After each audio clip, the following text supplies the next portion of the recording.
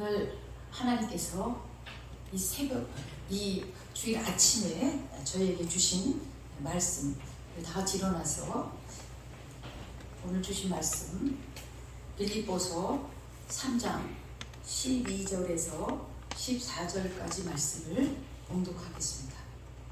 빌립보서 3장 12절에서 14절까지 말씀. 내가 이미 얻었다 함도 아니요 온전히 이루었다 함도 아니라 오직 내가 그리스도 예수께 잡힌 바 된 그것을 잡으려고 달려가노라.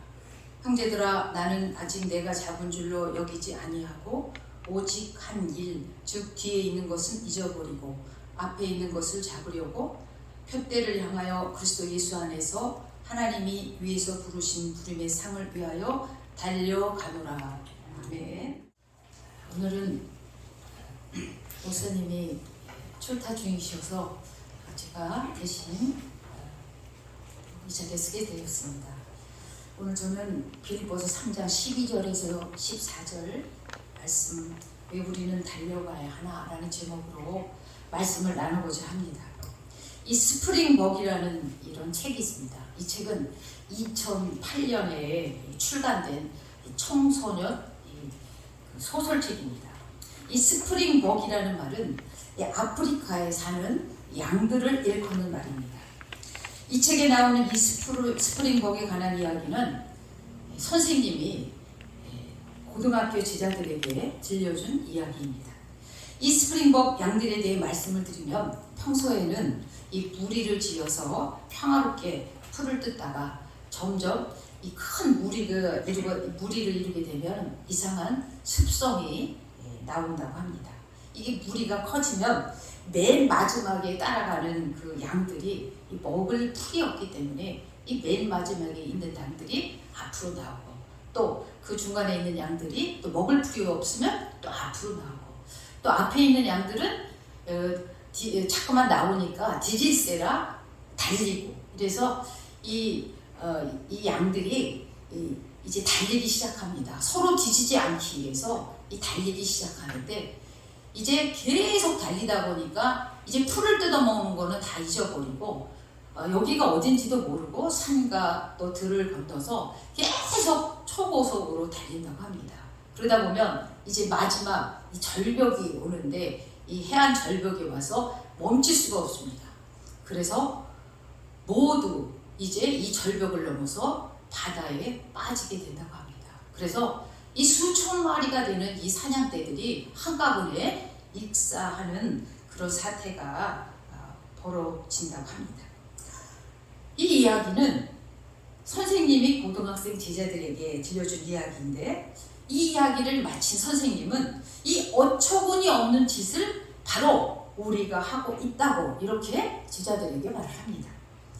왜 경쟁하는지도 모르고 경쟁하는 데 습관이 들어서 피 터지게 달리기만 하고 있다고 이 아이들에게 말을 합니다. 대학생이 되기 위해 사는 것이 아닌 지금 이 순간순간 너희들이 삶이니 앞만 보지 말고 풀을 뜯어 먹으라고 이렇게 한다는 것입니다. 이렇게 말씀하는 것입니다. 이 책의 주인공인 동준의 형인 송준의 자살로 전개되는 이야기인데 여기서 양들이 멈출 생각을 하지 못하고 뛰다가 절벽 아래로 추락하는 이야기가 나타내는 것이 바로 주인공의 형 송준의 죽음과 같다고 말합니다. 여러분, 이 스프링벅 사냥대의 죽음의 행진은 남의 이야기가 아니라 바로 이 시대를 살아가는 우리들의 인생과 너무 닮아 있다는 것입니다. 요즘 세상 돌아가는 이 세태를 돌아보면 많은 사람들이 인생의 낙오자가 되거나 바깥쪽으로 밀려나서는 안 된다고 자신을 지키는데 필사적인 모습을 보게 됩니다. 나보다 지지지 않으려고 좋은 대학을 가서 좋은 곳에 취직을 하려고 사교육에 어려서부터 사교육에 열을 올립니다. 또 좋은 직장, 또 좋은 집을, 또 좋은 차를 가지기 위해 참으로 열심히 뛰고 있습니다. 더구나 요즘 얼마 전만 해도 20, 30대 젊은이들이 이 집을 특히 아파트를 사기 위해서 영끌을 했다 그러죠. 영끌이 뭐냐? 영혼까지 끌어모아서 이제 집을 샀다는 것이에요. 즉 대출이란 대출은 다 받아서 아파트를 구입했다고 그러죠. 또 단번에 돈을 벌려고 이제 영끌을 해서 투자를 해, 다 대출을 끌어모아서 주식, 코인 등에 투자를 한다고 합니다. 여러분, 많은 젊은이들과 사람들이 왜 이렇게 달려가고 있는 이유가 무엇일까요? 그렇습니다. 목적과 목표가 분명치 않고 결국은 스프링복 양떼처럼 죽음의 길로 열심히 달려가고 있습니다. 성도 여러분, 우리들은 지금 어디로 달려가고 있습니까? 우리들이 살아가는 데는 반드시 목적이 있습니다. 그리고 목표도 있을 것입니다.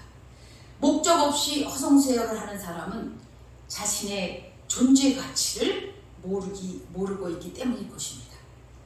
옛날 로마에 있는 이 베드로 성전을 지을 때 일이라고 해요.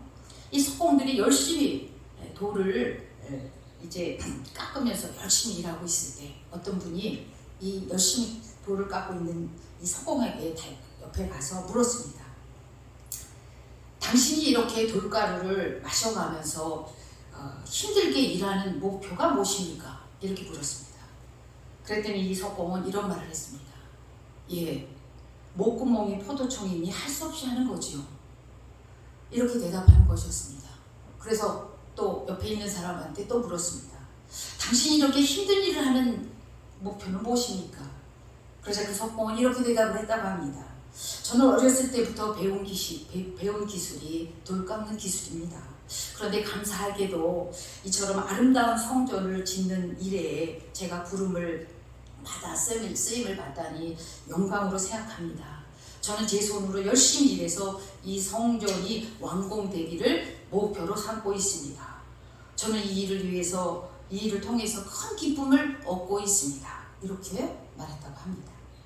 똑같은 일을 해도 목표를 갖고 있는 사람은 행복하죠?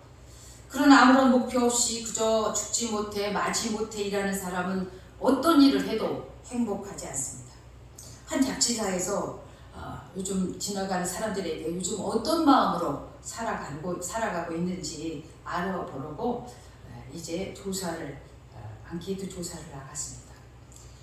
지나가는 사람에게 요즘 어떻게 살고 있습니까? 이렇게 물음을 주고 3가지 답변을 줬습니다. 그래서 자기가 원하는 자기 현재 상태에 스티커를 붙이라고 했습니다.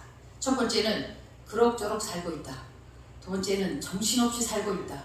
세 번째는 죽지 못해 살고 있다. 자, 이 3가지 붙이라고 했더니 가장 많이 스티커를 붙인 곳이 바로 3번째, 죽지 못해 살고 있다. 두 번째는 정신없이 살고 있다는 것이었습니다. 사실 오늘 살고 있는 현대인들은 무엇을 위해 사는지 알지 못한 채 살아가고 있습니다. 왜 살아야 하는지 묻는 것조차도 잃어버린 채 살아가고 있습니다. 마치 다람쥐가 쳇바퀴 안에서 뛰는 것처럼 무엇인가 쫓기듯이 바쁘게 살아가고 있습니다. 한마디로 말해서 인생의 목적을 잃어버린 채 살아가고 있다는 것입니다. 여러분, 제대로 살고 있는 것일까요? 우리가 이렇게 살아도 되는 걸까요? 오늘 본문에 보니까 바울 사도는 오늘 본문 14절에 보니까 푯대를 향하여 달려가노라 이렇게 말씀하시죠. 이 푯대는 뭐냐면 저 원거리에 있는 이 표적을 말하는 거죠. 다시 말하면 목표를 말하는 겁니다. 여러분, 신앙생활은 달려가는 경주자와 같습니다. 마라톤 선수가 목표점을 향해서 쉼 없이 달려가듯이 우리의 신앙생활도 이와 같습니다. 그렇습니다. 신앙생활도 쉬지 말고 달려가야 합니다. 이렇게 달려가야 할 이유가 있습니다. 예, 그 이유는요, 우리에게는 뚜렷한 목적이 있기 때문입니다. 오늘 12절에 보니까 그리스도 예수께 잡힌 바 된 그것을 잡으려고 달려가노라 이렇게 말했습니다. 자, 이 12절을 갖다가 공동 번역 성경으로 읽어보니까 좀 쉽게 다만 나는 그것을 붙들려고 다름질 뿐입니다. 그리스도 예수께서 나를 붙드신 목적이 바로 이것입니다. 라고 쓰여 있습니다. 오늘 본문을 자세히 살펴보면 인생의 목표를 내가 세우는 것이 아닙니다. 우리 예수님께서 나를 향해 세워놓으신 그 목적을 내가 발견하여 그 길을 다름질하며 간 것입니다. 우리가 잘 알다시피 바울 사도는 젊었을 때 그의 목표를 잘못 정했죠.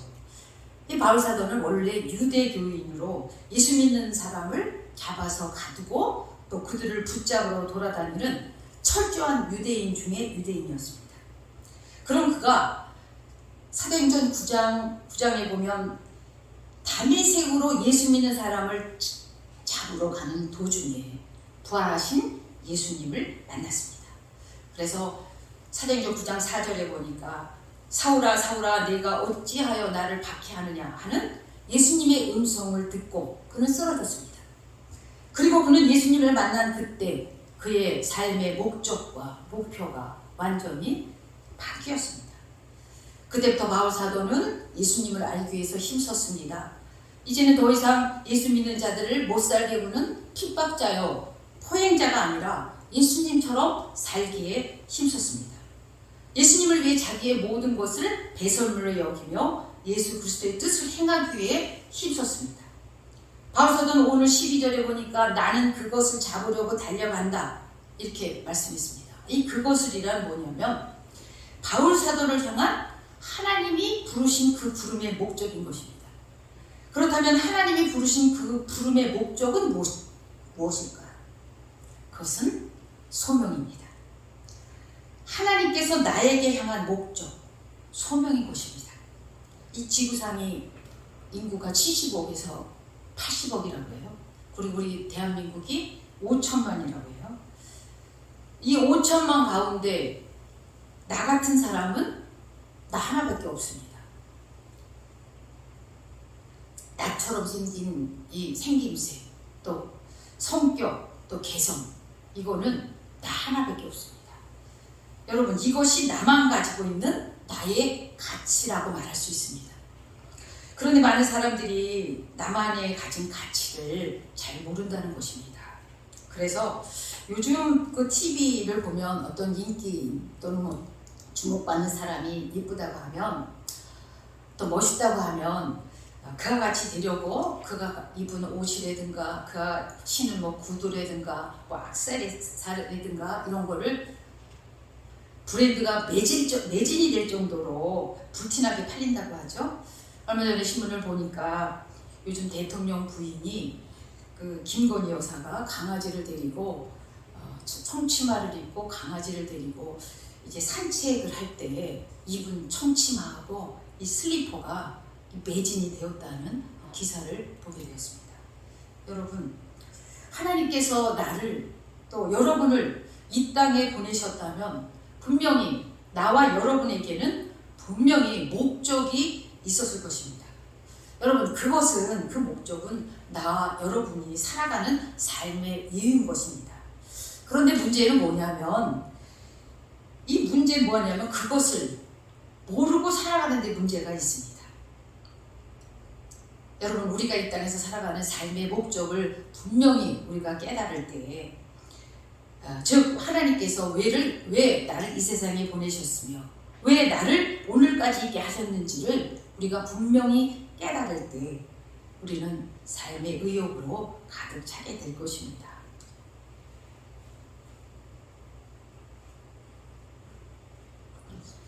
오즈 기니스가 쓴 소명이라는 이 책에 보면은 이 첫 페이지에 이런 이야기가 써 있습니다. 어떤 부자 사업가가 사업에 성공하기 위해 몰두했습니다. 그는 열심히 일했습니다. 상당히 돈을 벌었고 어느 정도 성공했습니다. 이제 그가 이 만찬에서 연설을 하게 되었을 때 그는 아주 진지한 뼈아픈 이런 고백을 하게 되었습니다. 이게 그의 고백입니다. 제가 열심히 일한 이유가 있습니다. 또 열심히 사업을 한 이유가 있습니다. 열심히 돈을 번 이유가 있습니다. 내가 돈을 많이 벌면 내가 많은 사람을 거느리게 될 것이고 또 내가 하는 일들을 그들에게 위임하게 될 것이며 그러면 내 인생은 아주 편안한 삶을 살 수 있겠다고 생각을 했습니다. 그리고 저는 이제 상당히 돈을 모을 수가 있었고 그리고 많은 사람과 더불어 일하는 사람이 되었고 많은 일을 다른 사람에게 위임할 수가 있었습니다. 그런데요 여러분, 제가 인생을 살다 보니까 도저히 위임할 수 없는 것 하나가 있습니다. 그것은 내 인생의 목적을 발견해서 그것을 실현하는 일만은 절대로 그 누구도 나를 대신할 수 없다는 것을 저는 깨달은 것입니다. 우리가 우리 인생의 목적을 성취하는 일, 그리고 그 목적을 바라보고 달려가는 일, 그것은 아무도 대신할 수 없는 일인 것이다. 이렇게 말했습니다. 그리고 계속해서 그 다음 페이지에 보면 이런 고백을 합니다. 인간 존재의 비밀은 그냥 존재만 하는 것이 아니다. 무엇인가 확실한 것을 위해 사는 것, 무엇인가 분명한 것을 위해 사는 것, 이것을 모른다면, 자신이 왜 사는지 모르고 살아간다면 이런 사람은 자신의 인생을 수용하지 못할 뿐더러 결국에는 그 인생을 스스로 파괴할 것이다. 이렇게 고백을 합니다. 그리고 또 계속해서 그것을 위해서 살 수 있고 그것을 위해서 몸을 던져 죽을 수 있는 그것, 이것을 인생의 최고의 선, 존재의 목적, 즉 소명이라고 이렇게 말하고 있습니다. 그래서 이 책 저자는 이 소명을 이렇게 정의했습니다. 하나님이 우리를 그분께로 부르셨기에 우리의 존재 전체, 우리의 행위 전체, 우리의 소유 전체를 그분의 소원에 응답하여 그분을 섬기는 데 투자된다는 진리, 이것이 이 저자가 이 소명을 정의한 것입니다. 이 소명을 고린도전서 7장 20절에서는 이렇게 또 말씀했습니다. 각 사람은 부르심을 받은 그 부르심 그대로 지내라. 이렇게 정의했습니다. 이 소명, 어떻게 보면 생소한 단어일 수도 있어요. 이 소명, 영어로는 콜링인데, 이 소명하면 우리는 이 하나님의 부르심이라 해요. 특별한 부르심. 그래서 사명, 미션을 생각하게 됩니다. 소명과 사명의 차이는 뭐냐면, 소명은 하나님의 부르심입니다. 사명은 부르신 자에게 일을 맡기시는 겁니다. 이 소명에는요, 또 두 가지가 있어요.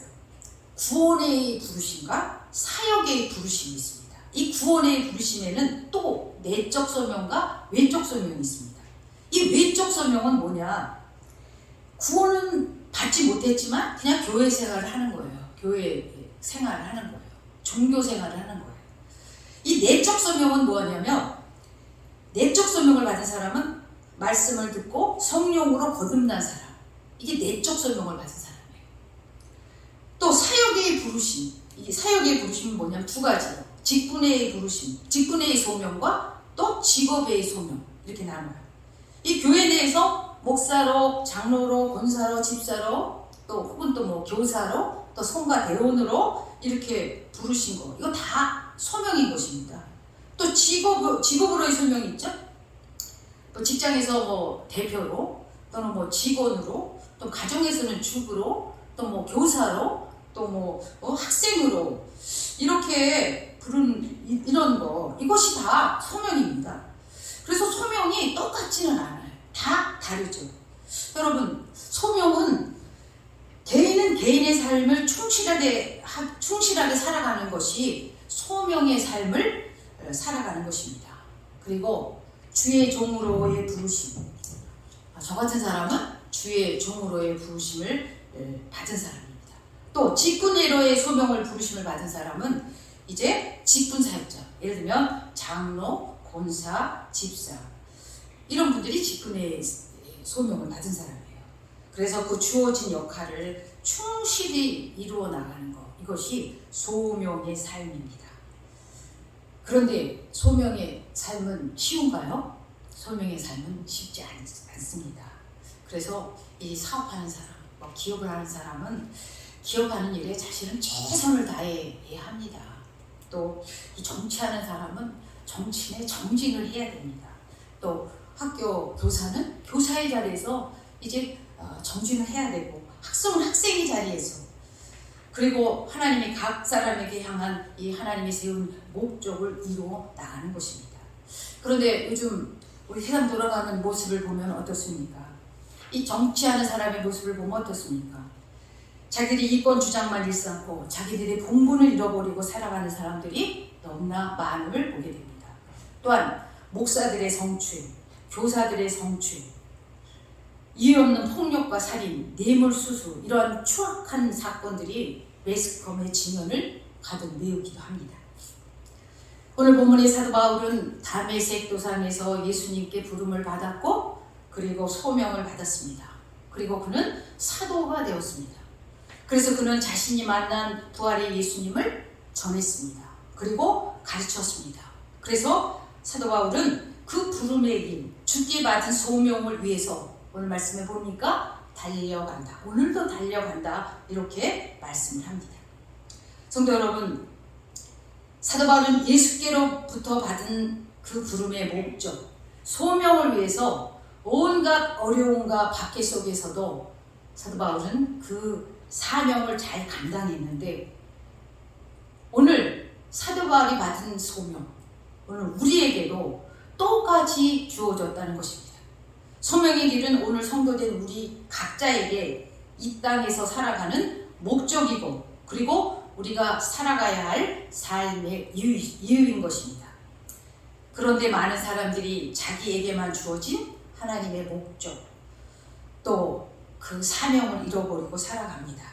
여러분, 오늘 우리도 하나님이 우리 각자에게 이 땅에 보내주신 그 부름의 목적을 분명히 깨달아서 사도 바울이 부르심의 목적을 어려움 속에서도 잘 감당했듯이 오늘 우리도 우리의 자리에서 하나님이 우리 각자에게 주신 목적, 소명을 깨달아 우리 각자에게 주신 사명을 잘 감당하여 부끄러움이 없는 삶을 살아가야 하겠습니다. 네.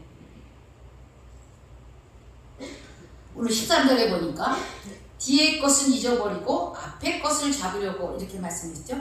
이 말씀을 13절을 쉬운 성경으로 보면 이렇게 쓰여 있습니다. 나는 아직 목표에 이르지 못했으나 여러분에게 한 가지 자신 있게 말씀드릴 수 있는 것은 내가 과거의 것을 잊어버리고 앞에 있는 목표를 향해 힘껏 달리고 있다는 것이다. 이렇게 쉬운 성경을 말씀하고 있습니다.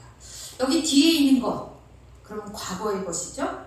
이 바울 사도가 과거에 이 교회를 핍박했던 일이 이 과거의 것입니다. 여러분, 우리 그리스도인들에게는 과거는 그렇게 소중하지 않습니다. 과거는 지나간 시간입니다. 이 사도 바울은 지난 날을 생각해 보면 너무나 후회스럽고 부끄럽고 또 고나움스러운 일만 생각했습니다. 바울 사도는 지난날 그리스도인을 잡으려고 혈안이 되어 쫓아다녔던 것을 생각하면 그저 부끄러운 일만 생각났을 것입니다. 그래서 뒤의 것을 잊어버리고 앞의 것을 향하여 잡으려고 쫓아간다. 이렇게 자기 고백을 하고 있습니다. 그럼 여러분, 이 앞의 것은 그럼 무엇일까요? 이 앞의 것은 우리의 미래입니다. 하나님 나라입니다. 이 앞의 것, 이 하나님 나라, 미래가 목표가 분명해야 됩니다. 그래야 우리가 달려갈 수 있습니다. 여러분, 달려간다는 게 무엇일까요? 열심히 애쓰고 노력하고 수고한다는 말입니다. 하나님이 이렇게 열심히 일하고 살아가는 사람들을 도우시죠. 성도 여러분, 오늘 우리도 사도 바울처럼 언제나 앞에 있는 것을 잡으려고 쫓아가는 심정으로 오늘 저와 여러분에게 주신 부름의 목적, 소명을 이루러 나가는 그런 우리들이 다 되어야 하겠습니다. 성도 여러분, 근데 우리가 주의할 것이 하나 있습니다. 그것은 현실에 만족하며 이 자리가 좋소, 안주하는 것입니다. 뭐 이만하면 됐지. 근데 이 직분에 맞게 난 너무 잘하고 있어. 또 사는 것도 이 정도면 됐어. 뭐 이런 생각은 사단이 가장 좋아하는 그런 생각이라는 것이죠. 사단은 우리에게 늘 그러죠. 그래, 열심히 기도해, 열심히 해, 또 열심히 충성해, 열심히 헌신해. 그런데 내일부터 해. 이렇게 우리에게 속삭입니다. 사단은 우리가 현실에 사로잡혀 내일 하다가 그냥 죽으라는 것입니다. 사람은 누구나 평안을 좋아하고 이렇게 안주하기를 좋아합니다. 이러한 이 안주, 이 의식을 가지고는 이 목표를 향해 달려갈 길을 나아갈 수가 없습니다. 이것을 극복하려면 우리는 열심히 무엇보다도 우리의 노력과 애씀이 있어야 하는 것입니다.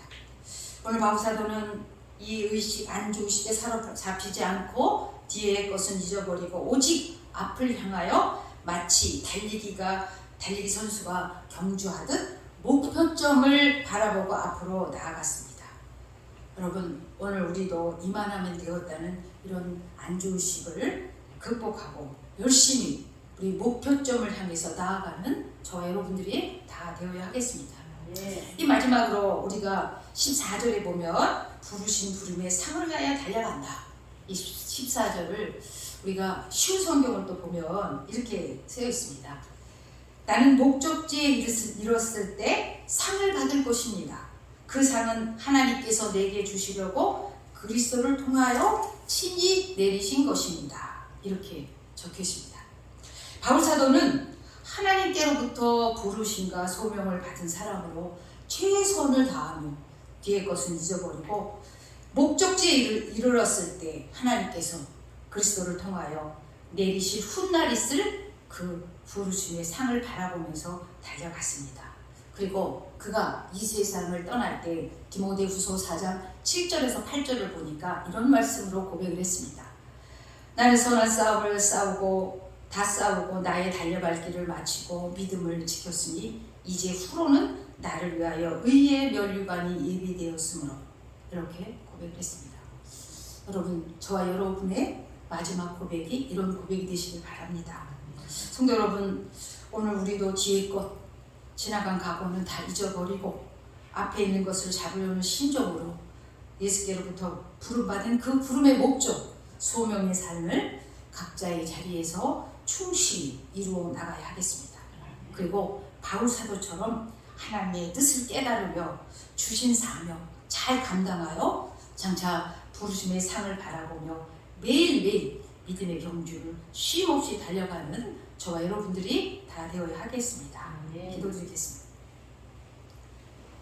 하나님 아버지, 바울사도는 예수께로부터 받은 그 부름의 목적, 소명을 깨닫고 장차 받을 그 영광스러운 그날의 상급을 바라보면서 뒤의 것은 잊어버리고 그 목표를 향해 마치 경기장에서 결승점을 향하여 달리는 경주자처럼 최선을 다해 다름질을 하였습니다. 오늘 우리도 바울사도처럼 우리 각자에게 주신 그 부름의 목적을 깨닫고 장차 받을 상을 바라보면서 현실 안주의식을 극복하여 최선을 다해 달려가는 우리들이 다 되게 하여 주시기를 원하며 예수 그리스도의 이름으로 기도드립니다. 아멘.